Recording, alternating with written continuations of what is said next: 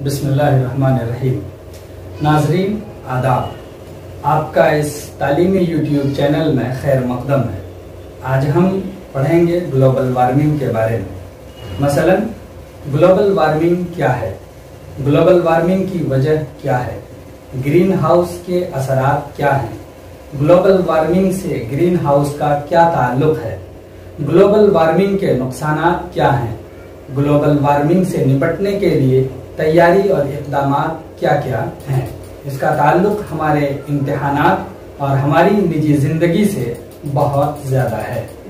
ये सारे सवालात अपने जहन में रखें और ग्लोबल वार्मिंग के बारे में पूरी मालूमात हासिल करें। ग्लोबल वार्मिंग को लेकर बहुत सारी कंफ्यूजन है, यहाँ पर वो दूर करने की कोशिश की गई है। ग्लोबल वार्मिंग, हम इंसान हैं, हम जहाँ रहते हैं उसका नाम जमीन है। इसी को पृथ्वी या लैंड बोलते हैं। जमीन एक सैयारा है।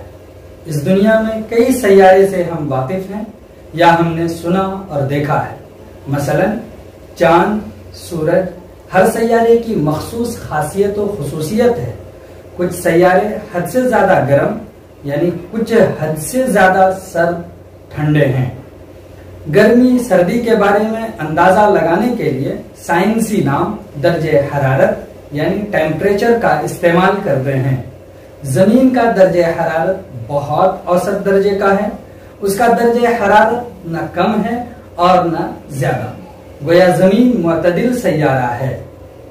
गुज़श्ता कुछ बरसों में इसके दर्जे हरारत में मुसलसल इजाफा हो रहा है।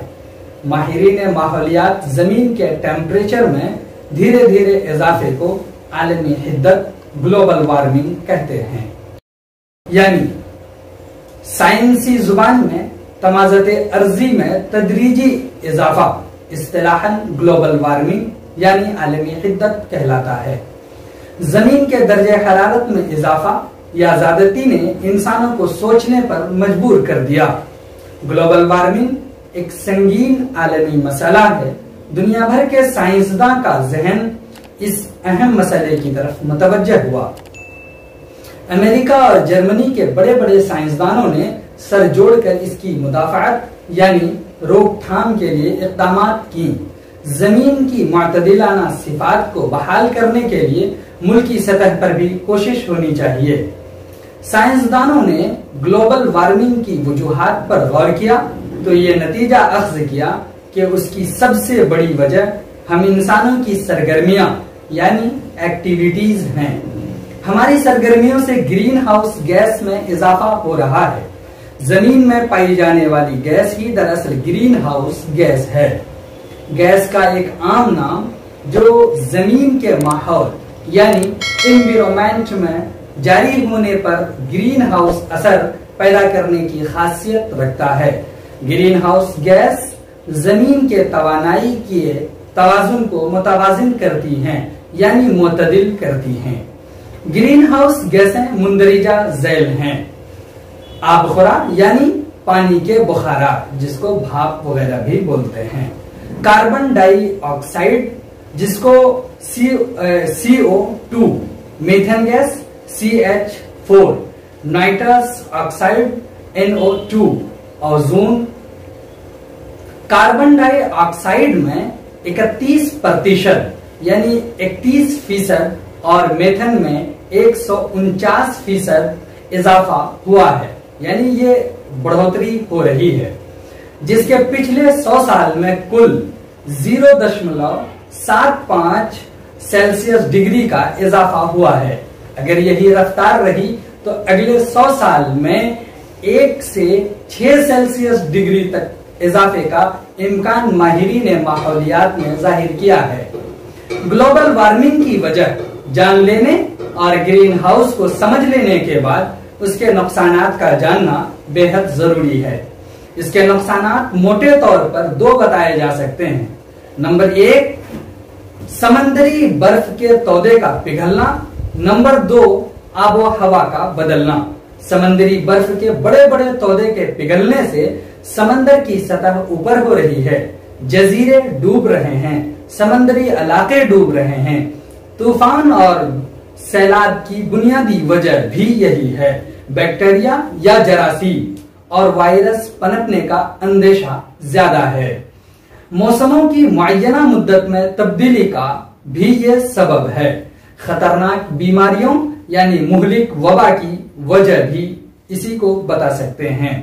ان وجوہات سے کئی پودے اور بہت سے چرند، پرند اور درند بھی ختم ہوتے جا رہے ہیں، یعنی پرندہ، جانور اور چیڑ پھاڑ کرنے والے جو بھی جنگلوں میں رہنے والے جانور ہیں وہ بھی ختم ہو رہے ہیں۔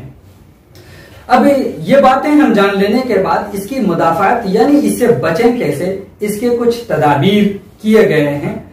جیسے کہ اس بارے میں ہم جانتے ہیں کہ گلوبل وارمنگ سے نجات کے لیے 2007 عیسوی میں کیوٹو میں کانفرنس کر کے ایک دستاویز تیار کیا، جس پر مختلف ممالک کے نمائندوں نے دستخط یعنی سگنیچر کر کے حلف لیے۔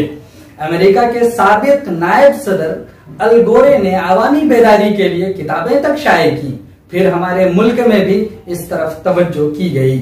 27 دسمبر سے 31 دسمبر تک 2008 عیسوی میں 5 روزہ بال وگیان کانفرنس نامی کانگریس ناگالینڈ کے شہر دیماپور میں منعقد کیا گیا، جس میں مہمان خصوصی APJ عبدالکلام تھے۔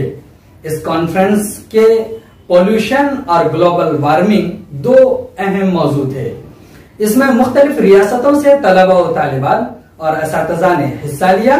طلبہ و طالبات کی تعداد 556 اور اساتذہ کی تعداد 165 عیسوی تھی۔ وہاں پر مہمان خصوصی APJ عبدالکلام نے ایک جادوئی منتر یعنی نسخہ اکسیر بتایا کہ 10 سے 17 سال کی عمر والے 25 لاکھ بچے صرف 5 پیڑ لگا دیں تو ہمارے زیادہ تر مسائل حل ہو جائیں۔ وقتاً فوقتاً اس کی روک تھام کے لیے اب بھی کاوشیں ہو رہی ہیں۔